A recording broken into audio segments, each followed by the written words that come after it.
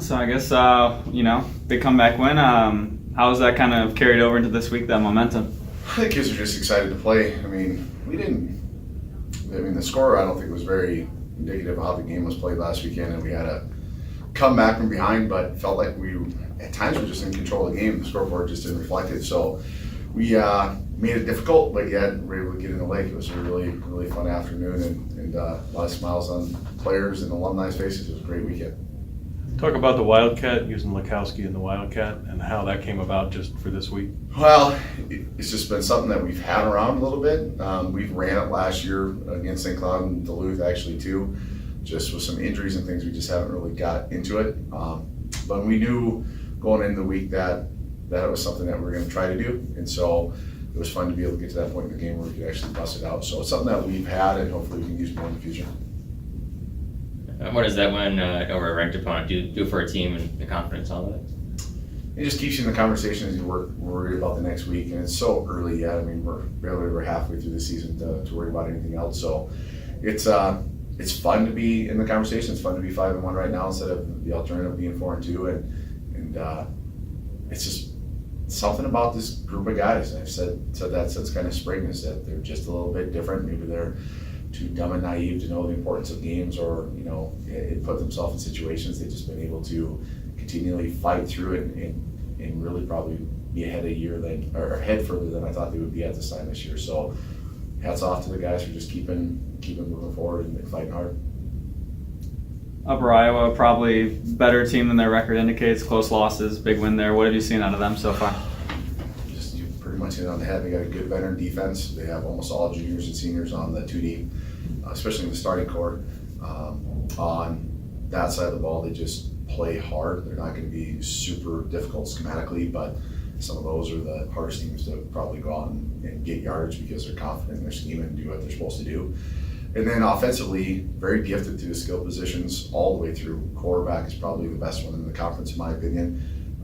He doesn't get a ton of help with the running game just because they're a little younger on the offensive line, not because they're not capable. But they found a way to do it last weekend. They got one of their running backs back, who was an all-conference kid, I believe, or a kid that's played a lot for him, starting to get healthy again. So they busted off 250 yards, and if they can be balanced, it can be really good. So it's going to be a tough challenge. I think you can throw the window or the record out the window when we go down there.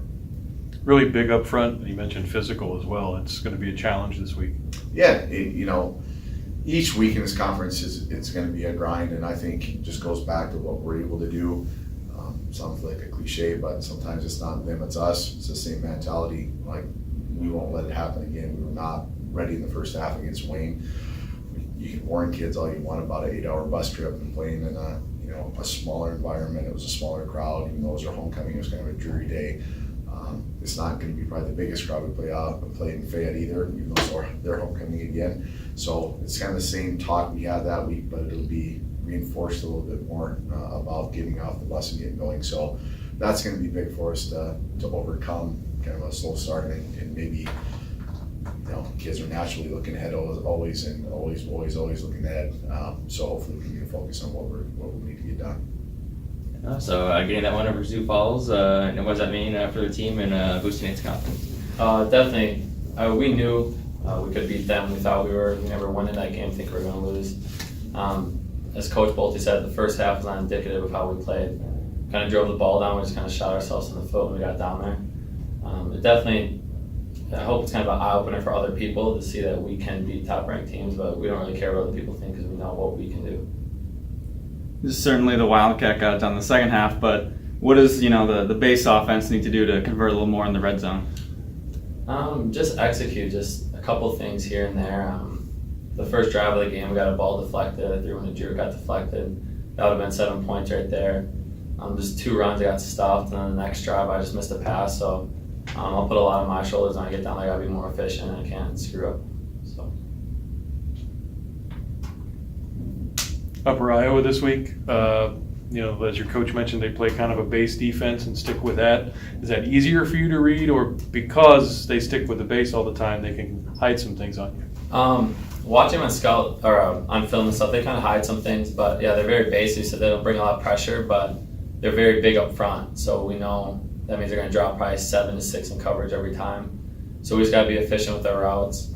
It's going to kind of make it more challenging because since they don't blitz, we can't have hot routes and all that. But at the same time, we're confident what we do, and we know if we execute at a high level, we can move the ball and score. How do you make sure you don't, come out flat after a long road trip, host hotel, things like that? We definitely learned from Wayne. Coming out of Wayne, we were really flat. I think we had 7 points at halftime, 10-7 or 9-7. So I think just from that, we're going to learn from that, and we're going to come out sharp. Fully expect that of the offense and defense and special teams.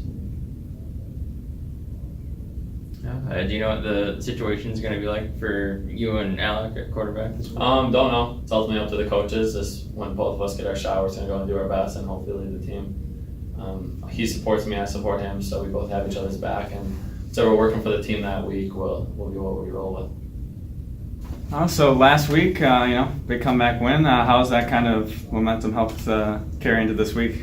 It's huge momentum.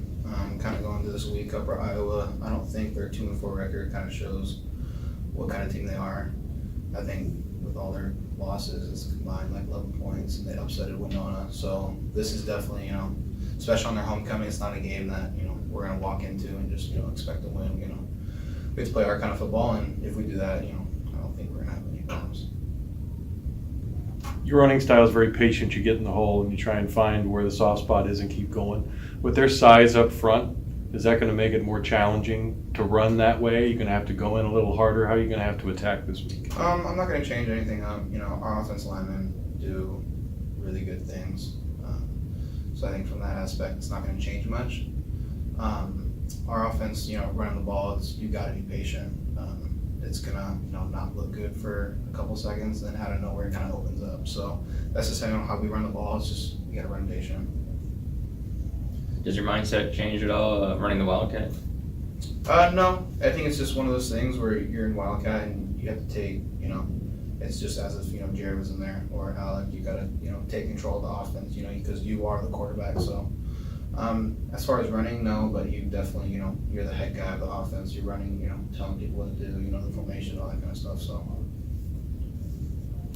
Why do you think, in the red zone that was so effective last week, where the other offense struggled at times? Kind of like Jared said, as an offense, we just didn't really execute in the red zone, and it's not just on the quarterback; it's on everyone. It takes all 11 guys to do their job. And then for Wildcat, I just don't think they were expecting it. We haven't ran it all year, and so no one's seen it on film. So when we kind of got out there and started putting some motions in, and I just don't think they were ready for it.